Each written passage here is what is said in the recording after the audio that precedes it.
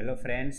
आज हम लोग देखेंगे एक न्यू टॉपिक डीपीएसपी, जो कि संविधान के भाग 4 से लिया गया है। और ये आर्टिकल 36 से लेकर के 51 तक इसका वर्णन किया गया है। तो संविधान के पार्ट 4 में डीपीएसपी के बारे में वर्णन किया गया है। तो फ्रेंड्स देखेंगे कि डीपीएसपी का मतलब क्या होता है। तो देखिए, इसको अगर हम लोग एक्सटेंड करेंगे तो इसका मीनिंग होता है directive principle of state policy, यानी राज्य की नीति निर्देशक तत्व। यानी पार्ट 4 में वैसे सारी चीज़ों का वर्णन किया गया है, वैसे तत्व है, वैसे एलिमेंट है जिससे राज्य को क्या नीति बनाने में, है ना, निर्देश देता है, यानी राज्य को गाइड करता है। यानी कोई गवर्नमेंट है उसको गाइड करता है, निर्देश देता है कि स्टेट के लिए कैसा आपको कानून बनाना है, या स्टेट के प्रति आपका क्या दायित्व है, आपका मोरल क्या ड्यूटी बनता है, उस चीज़ को ये बताता है और ये याद दिलाता है। तो डीपीएसपी में ये निर्देश दिया गया है सरकार को, गवर्नमेंट को, कि आपको किस टाइप का गवर्नमेंट चलाना है, किस टाइप का पॉलिसी बनाना है। तो यानी पॉलिसी बनाने के कर्तव्य को इसमें जिक्र किया गया है। तो इस चीज़ को हम लोग ध्यान देंगे, है ना। यानी इसमें जो भी चीज़ का वर्णन किया गया है, याद रखना है कि ये आप इसके लिए कोर्ट में नहीं जा सकते, ये नॉन जस्टिएबल है ना। ये सरकार का मौलिक कर्तव्य बनता है कि वो सारा चीज़ आपको as a citizen, as a नागरिक आपको प्रोवाइड कराए। तो याद रखना है कि डीपीएसपी क्या है, ये सरकार के लिए गाइड का काम करता है, निर्देश का काम करता है पॉलिसी बनाने के लिए। यानी सरकार किस टाइप का पॉलिसी बनाएगा और किस किस टाइप का सुविधा नागरिक को सरकार को देना चाहिए संविधान के अकॉर्डिंग, है ना, इसमें वर्णन किया गया है। तो आगे हम लोग देखेंगे कि हर आर्टिकल में क्या क्या चीज़ का वर्णन किया गया है।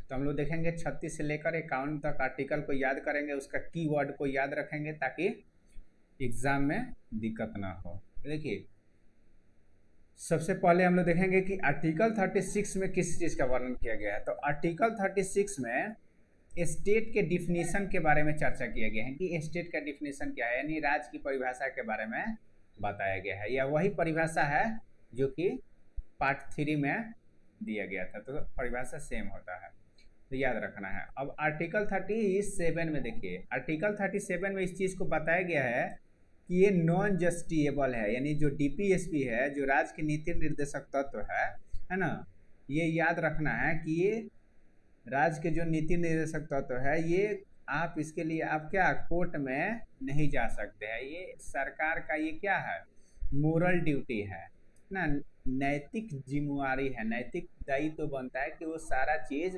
जो डीपीएसपी में जो प्रोविज़न है ना संविधान में, वो सारा चीज़ नागरिक को सरकार प्रोवाइड कराए समय के साथ, है ना। तो इसलिए ये सरकार का कर्तव्य बनता है, ये सरकार का मजबूरी नहीं है ना, ये याद रखना है। चलिए, तो पूरा आर्टिकल को हम लोग इसी प्रकार से देखेंगे कि ये सरकार का ये क्या होगा, नैतिक कर्तव्य होगा, जिम्मेवारी होगा, है ना, उसका एकदम जरूरी नहीं है कि वो देवे करेगा। अब देखिए आर्टिकल 38 में, आर्टिकल 38 में वर्णन किया गया है कि जो स्टेट होगा वो कैसा होगा, कल्याणकारी होगा, है ना। आर्टिकल 38 में बताया गया है कि जो स्टेट होगा, है ना, वो कैसा होगा, कल्याणकारी। स्टेट मतलब जो राज्य होगा, है ना, जो देश हम लोग का होगा, वो कैसा होगा, कल्याणकारी, यानी लोगों के कल्याण के लिए काम करेगा और जस्टिस के लिए काम करेगा। ये आर्टिकल 38 में ये बात बताया गया है। चलिए आगे हम लोग देखेंगे आर्टिकल 39 में। आर्टिकल 39 में, है ना, किस चीज़ का बात किया गया है, लाइवलीहुड का बात किया गया है, यानी सरकार को जीविका के लिए काम करना होगा, यानी जीविका यानी लोगों को जीविकोपार्जन के लिए, है ना, काम करना होगा। उसके बाद इक्वल पे का बात करना है, यानी समान काम के लिए समान वेतन देना होगा। और वेल्थ का जो डिस्ट्रीब्यूशन होगा वो फेयर तरीका से होना चाहिए, सही तरीका से, यानी जो संपत्ति का जो बंटवारा है, वितरण है, वो सही तरीका से होना चाहिए। उसके बाद सरकार को क्या, चिल्ड्रेन प्रोटेक्शन के लिए भी काम करना होगा, यानी बाल संरक्षण, यानी बच्चों को भी क्या करना होगा, संरक्षण करना होगा, उसको भी बचाना होगा। है ना। तो ये इस सरकार का ये जिम्मेवारी बनता है आर्टिकल 39 के तहत, ये याद रखना है। इस चीज़ का प्रोविज़न किया गया है संविधान में।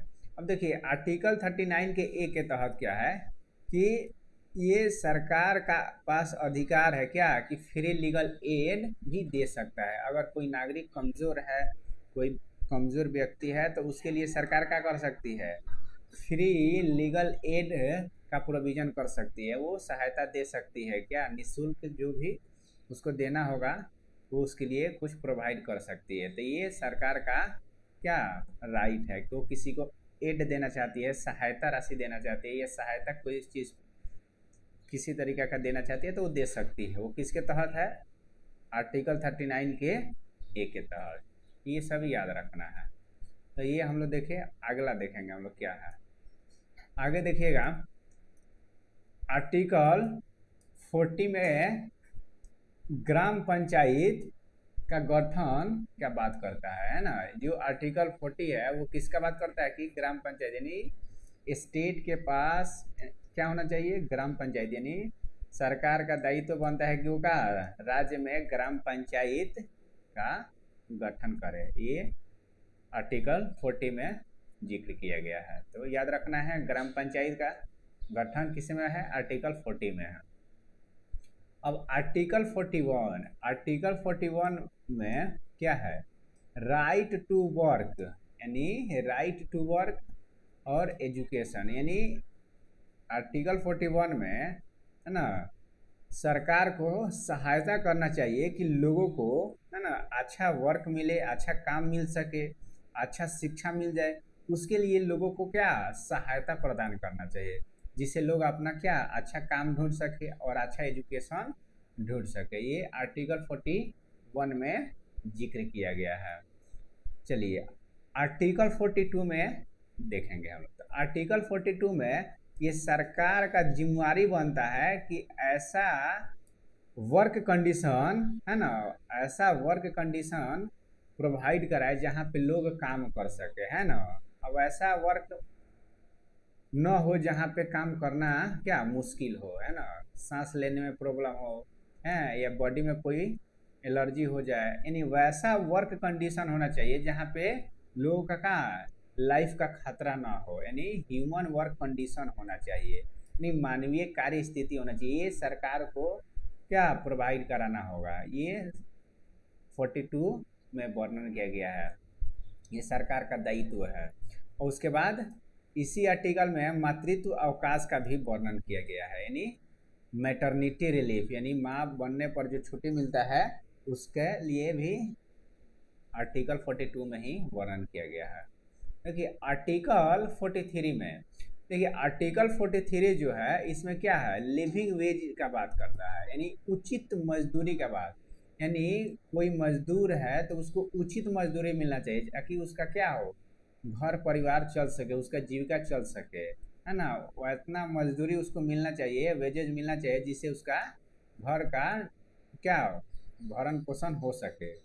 उसके बाद इसी आर्टिकल में एक और टर्म वर्णन किया गया है क्या, कॉटेज इंडस्ट्री, यानी लघु उद्योग, यानी सरकार को लघु उद्योग को बढ़ावा देना चाहिए, यानी एमएसएमई का बढ़ावा देना चाहिए। आर्टिकल 43 में चर्चा किया गया है। और आर्टिकल 43 ए में देखिए क्या गया है कि वर्कर्स पार्टिसिपेट इन इंडस्ट्री, यानी वर्कर्स जो श्रमिक है, जो काम करने वाले लोग हैं, वो इंडस्ट्री के मैनेजमेंट में भी क्या पार्टिसिपेट करे, यानी भागीदारी उनका सुनिश्चित हो। ये सरकार को क्या सुनिश्चित करना चाहिए कि जो वर्कर है, जो कारीगर है, उन लोग को भी क्या इंडस्ट्री के मैनेजमेंट में क्या भागीदारी हो।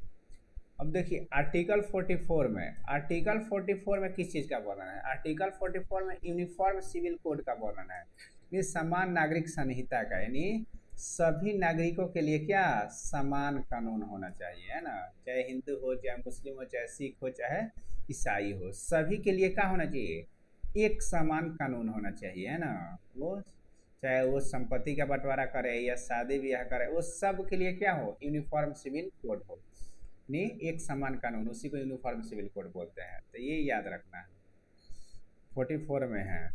देखिए आर्टिकल 45 में किस चीज़ का वर्णन है, तो आर्टिकल 45 में फ्री एंड कंपलसरी एजुकेशन का वर्णन किया गया है।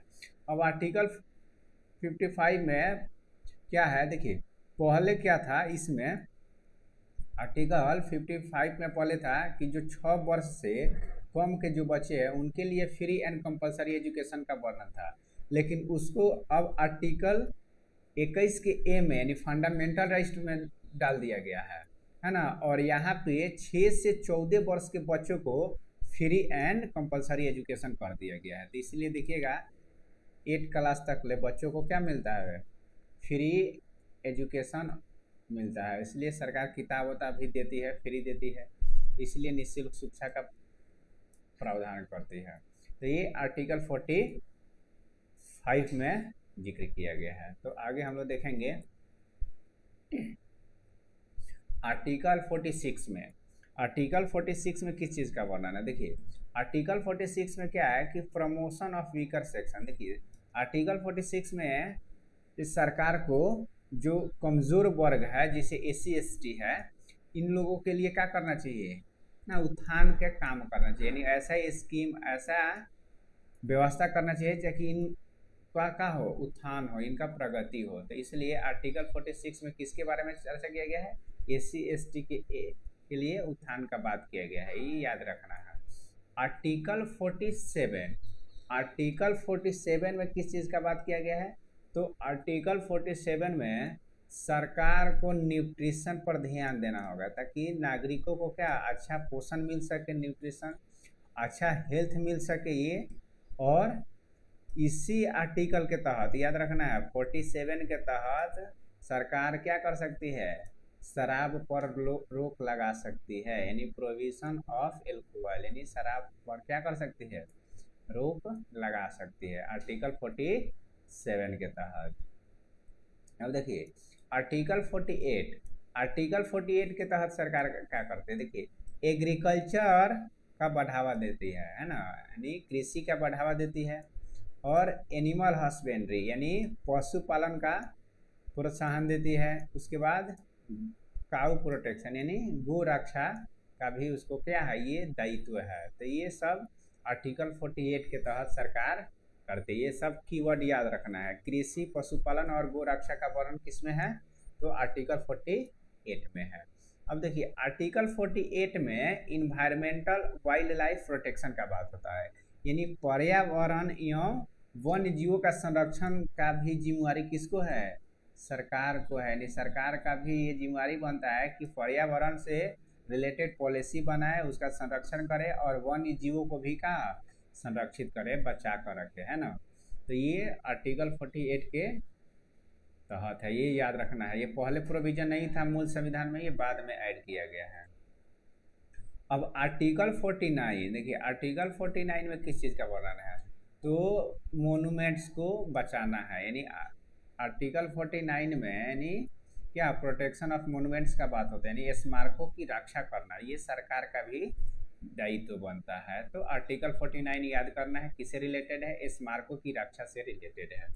और आर्टिकल 50 जो है याद रखना है कि जुडिशरी और एग्जीक्यूटिव के सेपरेशन का बात करता है, यानी पृथकीकरण का, यानी अलग रहने का बात करता है। कौन, आर्टिकल 50, ये याद रखना है कि आर्टिकल 50 जो है किस चीज़ का बात करता है, तो जुडिशरी और एग्जीक्यूटिव यानी न्यायपालिका और कार्यपालिका को अलग रहना चाहिए। अब देखिए लास्ट जो आर्टिकल है आर्टिकल 51, इसमें क्या होता है कि इंटरनेशनल पीस का बात होता है, यानी अंतर्राष्ट्रीय शांति बनाए रखना होगा सरकार को, इसका कोशिश करना चाहिए। और रेस्पेक्ट फॉर इंटरनेशनल लॉ, यानी जो अंतर्राष्ट्रीय जो लॉ है, जो अंतर्राष्ट्रीय कानून है, उसका रिस्पेक्ट करना चाहिए, उसका सम्मान करना चाहिए, ये आर्टिकल 51 बताता है। तो ये सारा जो दायित्व है ये पार्ट 4 में संविधान के द्वारा है ना मेंशन किया गया है, जो कि एक स्टेट को फॉलो करना चाहिए, ये सरकार का दायित्व बनता है। तो फ्रेंड्स हम लोग पूरा एक एक आर्टिकल देखे, उसका कीवर्ड देखे, है ना, ये कीवर्ड याद रखेंगे, है ना, इससे रिलेटेड जो भी आएगा वो हम लोग समझ जाएंगे। Thanks friend for watching.